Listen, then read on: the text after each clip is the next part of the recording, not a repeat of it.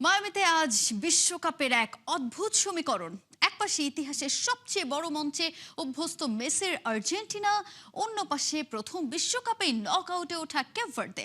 আর্জেন্টিনার টানা 10 নকআউট ম্যাচে অপরাজিত, মেসির 6 গোল নিয়ে গোল্ডেন বুটের দৌড়ে, আর কেপ ভার্দে 3 ড্র ও 2 ক্লিন শিটে দেখিয়েছে রূপকথাও কখনো কখনো রক্ষণ দিয়ে লেখা যায়।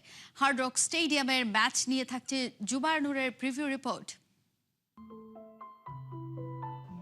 এক পাশে দ্য গ্রেট লিওনেল মেসি, অন্য পাশে কেপ ভার্দের সাথে আছে ঘানার তান্ত্রিকের ব্ল্যাক ম্যাজিক বা ভবিষ্যৎবাণী। শুধু ভবিষ্যৎবাণী? হ্যাঁ। কুসংস্কার? সেটাও হ্যাঁ। তবে ভয়ের জায়গাটা হচ্ছে এই তান্ত্রিকের 2026 বিশ্বকাপের সকল দাবি এখন পর্যন্ত নির্ভুল, তবে স্বস্তির জায়গাও আছে। গত বিশ্বকাপে তার প্রথম প্রেডিকশনটাই ছিল ভুল। আধ্যাত্মিক ঘোষণা জারি করে বলেছিলেন যে পর্তুগাল তাদের উদ্বোধনী গ্রুপ পর্বের ম্যাচে ঘানাকে হারাতে পারবে না।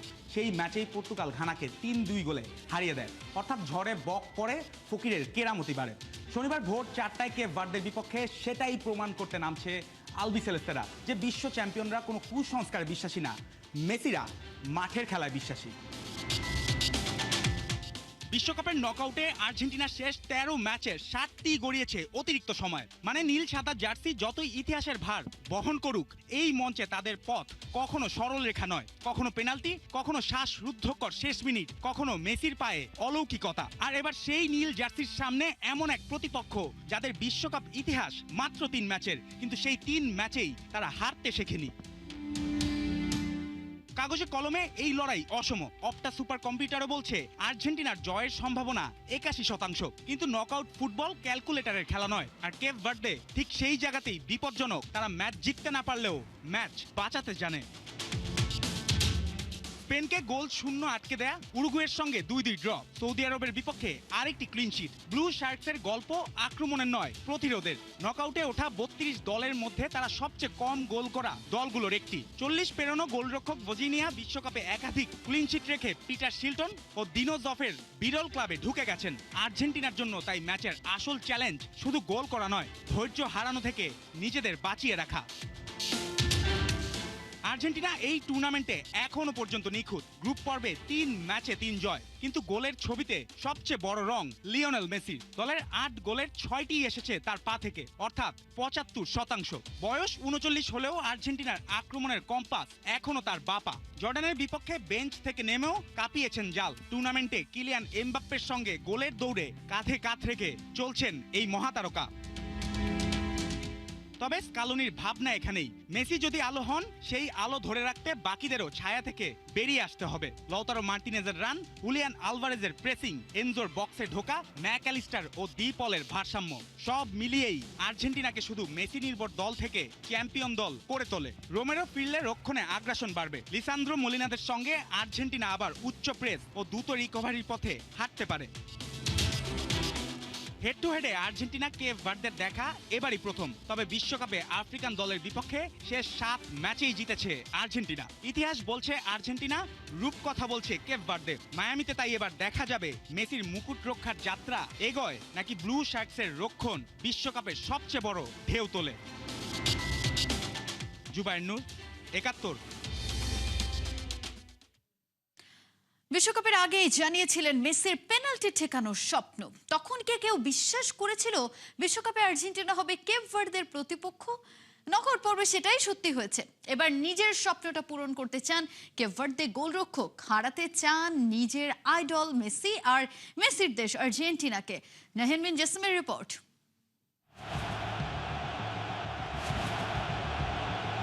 মায়ামির হার্ড রকে বিশ্ব চ্যাম্পিয়ন আর্জেন্টিনার টাফ মোমেন্ট। ম্যাচের একদম অন্তিম মুহূর্ত।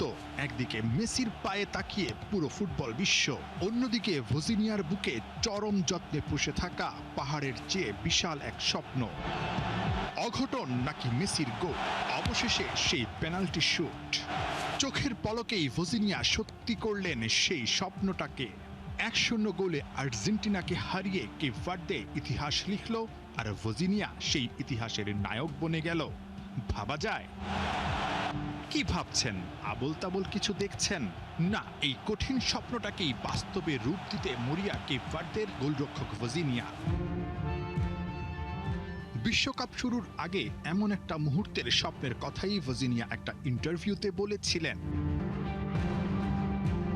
ভাবতেই পারেন ভজিনিয়ার এই স্বপ্ন কি সত্যি সত্য হবে? উত্তর ভাগ্য বিধাতা লিখে রাখলে ঠেকাবে কে? কাউকে যখন নিজের স্বপ্নকেও ছাড়িয়ে যাবার নেশায় পায় তখন সব অসম্ভবও সম্ভব হয়ে যায়। তার উপর শক্তি যোগাচ্ছে মানুষের ভালোবাসা। কেইভারদের জনসংখ্যা 5.5 লাখ হলেও সেই সংখ্যার 30 গুণ বেশি ভজিনিয়ার ফ্যান ফলোয়ার। এই বিশ্বকাপের আগেও ভজিনিয়াকে কতজন চিনত?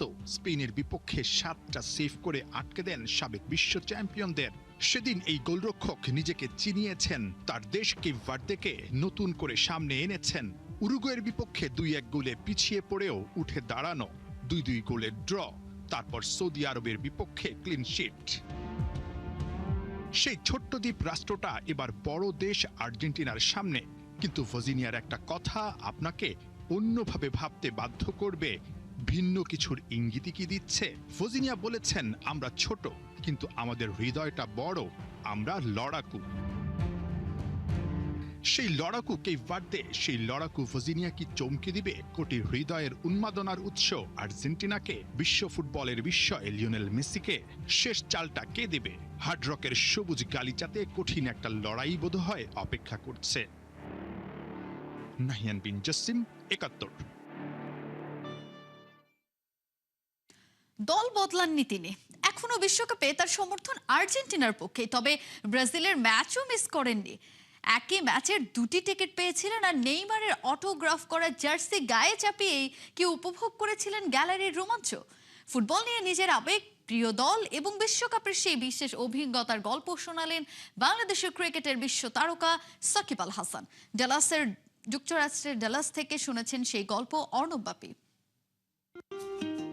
সাকিব 75 থেকে LM10 এর ভৌগোলিক দূরত্ব মিনিমাম 16,000 কিলোমিটার। তবে দুই সংখ্যার মিল হৃদয়ে, কর্মে আর কারিশমায়। বাংলাদেশে হয়তো সে কারণেই মেসির জার্সিটা সাকিব আল হাসানের গায়ে বেশি মানায়। সাকিব আল হাসান মানেই তো রহস্য, রোমাঞ্চ আর রোমহর্ষক এক মানুষের নাম। ব্যাটে তিনি অনন্য, বলে অসাধারণ, ফিল্ডিংয়ে দুর্দান্ত দারুণ। মেসিও যেমন ফুটবল মাঠে একাই সামলে নেন পুরোটাই। কখনো তিনি দুর্ধর্ষ উইঙ্গার, কখনো কখনো দারুণ গোল মেকার, কখনো আবার তিনি পরামর্শদাতা, কখনো ড্রিবলিংয়ের মাস্টার ক্লাস।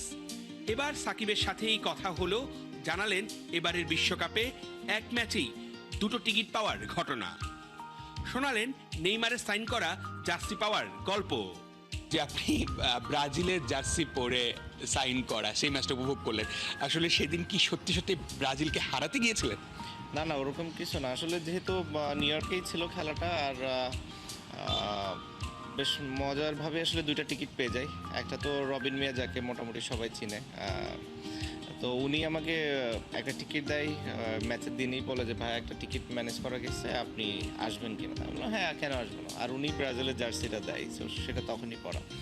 এমন না যে জার্সি পরে খেলা দেখছি কিংবা অন্য কিছু, বাট ওই সময় উনিই দেয়। আরেকজন হচ্ছে, আমি জানি না রাজশাহী না কোথা থেকে কল করলো হঠাৎ করে সকালে, করে বলে যে ভাই আমি যেতে পারছি না, আমার টিকিটটা আছে, আপনার ইমেল অ্যাড্রেসটা দেন, আমি আপনাকে টিকিট পাঠিয়ে দিই। তো ভাগ্যক্রমে একই দিনে 2টা টিকিট পেয়ে গিয়েছিলাম। তো এই কারণেই দেখতে যাওয়া, বাট ভালো এক্সপিরিয়েন্স ছিল। এমন না যে কাউকে হারানো কিংবা জেতানোর জন্য, বাট ওয়ার্ল্ড কাপের মতো একটা আসরে খেলা দেখতে গিয়েছি, ভালো লেগেছে।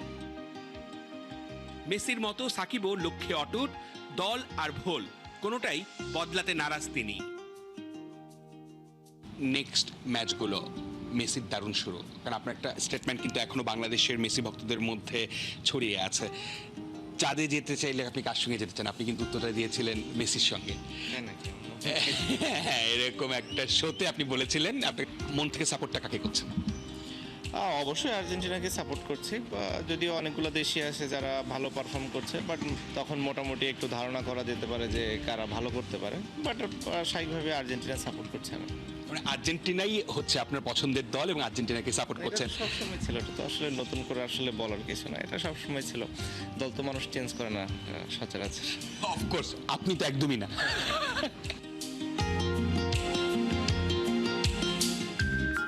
বহু কিছু বদলায় জীবনের গতিপথ।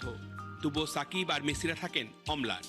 খেলার মাঠে ইতিহাস আকাশী নীলে কিংবা লাল সবুজের মায়ায়। অর্ণব বাপি, ৭১, টেক্সাসের ডালাস থেকে যুক্তরাষ্ট্র।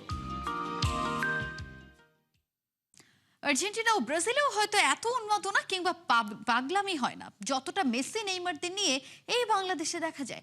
সেই ক্রেজকে কাজে লাগাতে মরিয়া ক্রীড়া প্রতিমন্ত্রী আমিনুল হক ঢাকায় আর্জেন্টিনা ব্রাজিল প্রীতি ম্যাচ আয়োজন করার ইচ্ছার কথা জানিয়েছেন। তিনি স্বপ্নকে সত্যিতে রূপ দেওয়ার পথ বাতলে দিলেন দুই দেশের অ্যাম্বাসেডর। সাইফুল উপকার রিপোর্টে বিস্তারিত।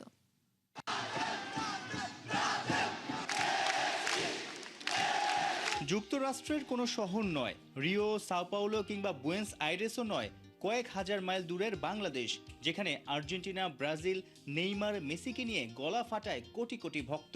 প্রিয় দল আর প্রিয় খেলোয়াড়কে নিয়ে অনেকের মাঝেই চলে কথার লড়াই, কথা কাটাকাটি, খুনসুটি। বাংলাদেশিদের এমন পাগলামো জেনে গেছে ফুটবল বিশ্ব, বিখ্যাত ফুটবলাররাও।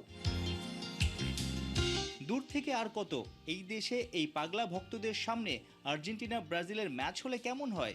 2011-তে ঢাকায় খেলে গেছে মেসির আর্জেন্টিনা। আসছে দিনে রোমাঞ্চকর কিছু কি মিলবে বাংলার ফুটবল প্রেমীদের? ডেফিনেটলি আমি আমাদের যে দুজন অ্যাম্বাসেডর আছে তাদেরকে ডেফিনেটলি অফিসিয়ালি ইনভাইট করব যে ব্রাজিল এবং আর্জেন্টিনার যে যারা এখন বিশ্ব ফুটবল মাতাচ্ছে তাদেরকে এনে আমরা একটি প্রীতি ফুটবল ম্যাচ আয়োজন করতে পারি কিনা, এরকম একটি পরিকল্পনা আমারও রয়েছে, আমাদের বর্তমান সরকারও রয়েছে। ক্রীড়া প্রতিমন্ত্রী আমিনুল চেষ্টা চালাবেন। বাংলাদেশে নিযুক্ত ব্রাজিল আর আর্জেন্টিনার অ্যাম্বাসেডর কি ভাবছেন?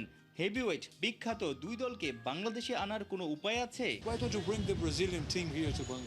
এখানকার অনেকেই জিজ্ঞেস করে তুমি কেন ব্রাজিল দলকে বাংলাদেশে নিয়ে আসছো না।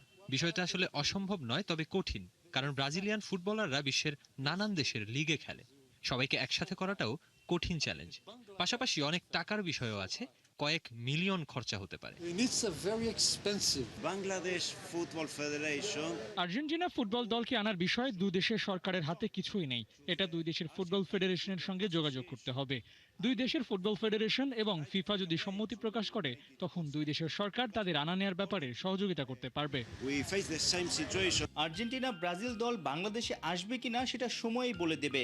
তবে দুই দেশের সাথে ভালো সম্পর্কটা কাজে লাগিয়ে বাংলার ফুটবলটাকে পাল্টে দেওয়ার স্বপ্ন ক্রীড়া প্রতিমন্ত্রীর। আমাদের আর্জেন্টাইন অ্যাম্বাসেডরকে বললাম যে আমরা বিশ্বকাপ ফুটবল শেষ করে ইনশাল্লাহ তোমাদের সাথে আমরা আনুষ্ঠানিকভাবে অফিসিয়ালি বসে আমরা আলোচনার মাধ্যমে কিভাবে তোমাদের কাছ থেকে সহযোগিতা নিয়ে আমার দেশের ফুটবলকে আমরা এগিয়ে নিয়ে যেতে পারি। বিশ্বকাপ ফুটবলের সময় উন্মাদনা সবার মাঝে। এয়ারলাইন্স কোম্পানিগুলো নেমে গেছে মাঠের যুদ্ধে।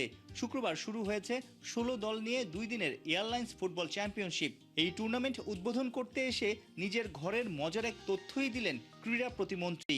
আমি ব্রাজিলের সাপোর্টার, আমার ওয়াইফ এবং আমার মেয়ে হচ্ছে আর্জেন্টিনার সাপোর্টার এবং আমার ছোট মেয়ে হচ্ছে পর্তুগালের সাপোর্টার। সো প্রতিটি ঘরে ঘরেই কিন্তু এই ধরনের যে বাক যুদ্ধ কিন্তু চলছে যে কে চ্যাম্পিয়ন হবে। সাইফুল রূপক, ৭১। হঠাৎ করেই কিংবদন্তিরা জন্ম নেয় না, তাদের তৈরি করা হয়। আর সেই ভিত্তিটাই হলো শক্তিশালী ফুটবল কালচার। ব্রাজিলে ফুটবল শুধু 90 মিনিটের খেলা না, এটা তাদের জীবনেরই একটা অংশ। ছোটবেলা থেকে পরিকল্পিত পরিচর্যা, আধুনিক একাডেমি আর ফুটবলের প্রতি ভালোবাসায় বারবার জন্ম দিচ্ছে নেইমারদের মতো তারকাদের।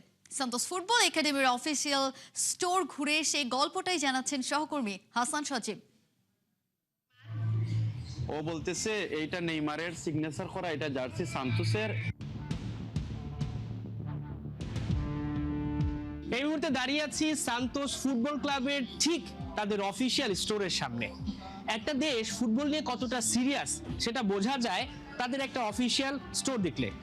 একটা ক্লাবের অফিসিয়াল স্টোর কতটা গোছানো, কতটা পরিকল্পনা করে তারা আগায়, সেটা আপনি বুঝতে পারবেন এই ভিডিওতে। তাহলে চলুন শুরু করা যাক।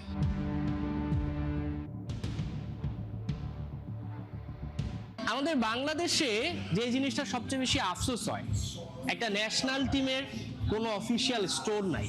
সেখানে ব্রাজিলের প্রত্যেকটা ক্লাবেরই কম বেশি এরকম স্টোর রয়েছে, যেখানে ফ্যানরা চাইলেই প্লেয়ারদের যে এডিশন জার্সি সেটা তারা কিনতে পারে এবং ওই ক্লাবকে সমর্থন করার জন্য তারা যে কোনো কিট সেটা নিতে পারে, যে কোনো সুভিনিয়ার নিতে পারে। Veio aqui para fazer uma reportagem no Vila. এখানে দেখেন সান্তোসের টি শার্ট রয়েছে, বিভিন্ন রকম টি শার্ট রয়েছে, এক এক সময় এক একটা জার্সি হয়ে থাকে, সেগুলো তারা ফ্যানদের জন্য বিক্রি করে। বাচ্চাদের জন্য বিভিন্ন রকম টি শার্ট রয়েছে। আপনি আসেন দেখেন ছোট ছোট বাচ্চাদের যে ড্রেসগুলো কতটুকু সুন্দর, আরামের দিকটাও তারা এনশিওর করেছে। এই এবং সেই সঙ্গে ধরেন আপনি ফুটবল ম্যাচ দেখতে এলেন আর সঙ্গে আপনার বাচ্চা রয়েছে, তার একটা ড্রেস হবে না? সেটা কি করে হয়? সান্তোস এই ব্যাপারটাও মাথায় রেখেছে। কেন তারা ফুটবলকে ভালোবাসবে না? ফুটবলকে ভালোবাসতে বাধ্য। তারা ফুটবল এই ছোটবেলা থেকেই প্র্যাকটিস শুরু করে দেয়। এই জায়গাটাতে মাঝে মধ্যে আমি যতটুকু শুনলাম নেইমার আসেন, কিংবা সান্তোসের যে ফুটবলাররা রয়েছেন তারা আসেন।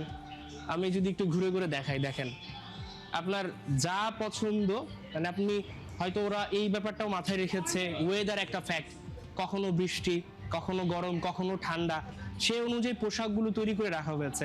কোথায় তারা ব্র্যান্ডিংটা করেনি দেখেন। আপনি কেন ফুটবলকে ভালোবাসবেন না?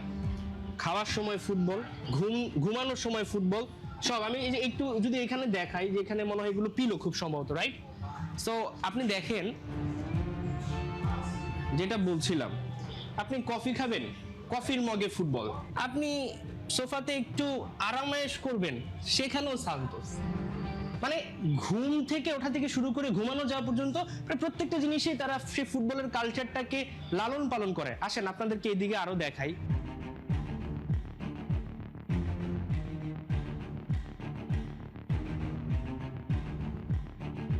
আমরা সেলেসাওদের ফুটবলটাকে শুধু দেখি, কিন্তু ফুটবলের পেছনে তাদের যে কষ্টটা, ফুটবলের পেছনে তাদের যে পরিকল্পনাটা, কেন তারা এত ভালো করে, কেন আপনি ব্রাজিলকে সমর্থন করেন, কেন আপনি নেইমারের ফ্যান, নেইমার কেন স্টার হয়েছে, স্টার বানানো হয়েছে, এই প্রত্যেকটা জিনিস তার এক একটা পরিকল্পনার অংশ। এগুলো দেখে আপনার মনে হতে পারে ভাই এটা শুধুমাত্র বিজনেসের জন্য করা। অবশ্যই বিজনেস, তার বাইরে আমি যেটা বলছিলাম ওই যে কালচারটা দেখেন। আপনি হয়তো বা ক্যাপ পরতে পছন্দ করেন, আপনি হয়তো বা সাদা না, আপনি কালো ক্যাপটা পরতে পছন্দ করেন, আপনি সান্তোসের ফ্যান, আপনি এখানে খেলা দেখতে আসলেন, আপনার সঙ্গে আপনার বন্ধু আসলো, সে হয়তো বা এটা পছন্দ করে না, সে হয়তো বা এই ধরনের ক্যাপ পছন্দ করে। তো তারা সব ধরনের পরিকল্পনা রেখেছে যে যাতে তাদের সাপোর্টটাও থাকে এবং সেই সঙ্গে তাদের ফুটবল কালচারটা বেঁচে থাকে। সো দিন শেষে একটাই ব্যাপার, একটা দেশ ফুটবল জাতি হিসেবে একদিন দুই দিনে গড়ে ওঠে না।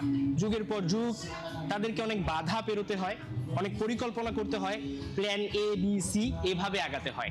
আজকে একজন তারকা, কালকে তারকা নাও থাকতে পারে, কিন্তু তার আগে একজন তারকা থাকা অবস্থায় আরেকজন তারকা তৈরি করা, মানুষ যাতে ওই দলটাকে সমর্থন করে। বাংলাদেশ কেন পারবে না? বাংলাদেশও পারবে ফুটবল জাতি হিসেবে গড়ে উঠতে। তবে ওই যে বললাম, আপনার হয়তো বা লিমিটেশন রয়েছে, কিন্তু পরিকল্পনা যদি ঠিকঠাক থাকে তাহলে আপনিও এরকম উদাহরণ তৈরি করতে পারেন। হাসান সজীব, ৭১, সাও পাওলো, ব্রাজিল। মেসি নাকি রোনালদো, কে সেরা? এই আলোচনার শেষ নেই। তবুও দুজনের পরিসংখ্যান হতে পারে সবচেয়ে বড় মাপকাঠি। এখনো ফুটবল মাঠ দাপিয়ে বেড়ানো রোনালদো বা মেসিকে নিয়ে হয় বহু তর্ক বিতর্ক, যেখানে মেসি আর রোনালদোর স্বভাব নিয়েও আসে প্রশ্ন।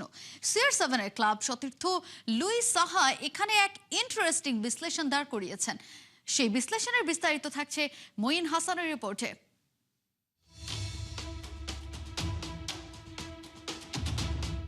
রোনালদো শেষ, রোনালদো বুড়ো, আর আগের মতো নেই CR7। এবারের ফুটবল বিশ্বকাপ শুরুর আগে কথাগুলো আপনি শুনেছেন। তবে একটা প্রশ্ন কি যাচ্ছে, ক্রিস্টিয়ানো রোনালদো কি সত্যিই শেষ? ওদিকে তার সাথে যার নামটা সবচেয়ে বেশি আসে, সেই লিওনেল মেসি তো প্রশংসায় ভাসছেন। বিশ্বকাপে 3 ম্যাচ খেলেই করেছেন 6 গোল। একটা ব্যাপার নিয়ে আছে আলোচনা, মেসির চেয়ে রোনালদোকে কেন বেশি সমালোচনা শুনতে হয়?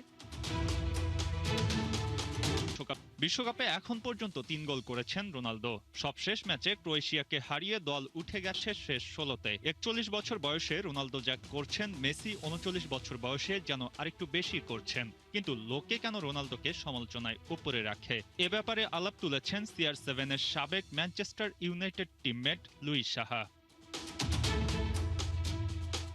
মানুষ সাধারণত এমন কাউকে পছন্দ করে যে কিছুটা শান্ত স্বভাবের, লাজুক ধরনের। মেসির ক্ষেত্রে তেমন একটা ভাবমূর্তি আছে। লুই সাহা মনে করেন মেসি এসব আচরণের কারণে একটা বাড়তি সুরক্ষা পান, কিন্তু বিপরীতে রোনালদো কখনোই সেই সুরক্ষা চাননি। CR7 প্রকাশ্যেই বলেন আমি সেরা। স্বাভাবিকভাবেই এই কথা শুনতে মানুষ খুব একটা পছন্দ করে না, একটা আমিত্ব ভাব হয়তো লোকে বোধ করে, কিন্তু মেসির ক্ষেত্রে এমনটা দেখা যায় না। লুইস সাহা জানান তিনি এ কারণেই রোনালদোকে সবচেয়ে বেশি শ্রদ্ধা করেন। মাঠের বাইরে যখন রোনালদোকে নিয়ে সবচেয়ে বেশি সমালোচনা হয় তখন মাঠেই তার উত্তর দেন CR7। যখন ফলাফল ভালো আসে তখন রোনালদো সেরা, আর পারফরমেন্স খারাপ হলেই তিনি বুড়িয়ে গেছেন। এমন কথা শুনে পর্তুগিজ তারকা নিজেও অভ্যস্ত। তবে রোনালদোর সাবেক ক্লাব সতীর্থ লুইস সাহার বিশ্লেষণটা পরিষ্কার। মেসির প্রতি মানুষের যে ধরনের সফট কর্নার আছে তার সঙ্গে জড়িয়ে আছে মেসির স্বভাব, আর রোনালদোকে লোকে যেভাবে দেখে তার সাথে জড়িয়ে আছে CR7-এর নিজেকে আড়াল না করার মানসিকতা। তবুও দিন শেষে পারফরমেন্সই খেলোয়াড়দের আয়না, এর কোনো বিকল্প হয় না। মঈন হাসান, ৭১। এই ছিল এখনকার খেলা যুগের সরাসরি সংবাদ আর অনুষ্ঠান দেখতে চোখ রাখুন ৭১-এর ফেসবুক পেজে এবং সাবস্ক্রাইব করুন ৭১ ইউটিউব চ্যানেল। ৭১-এর সাথেই থাকুন।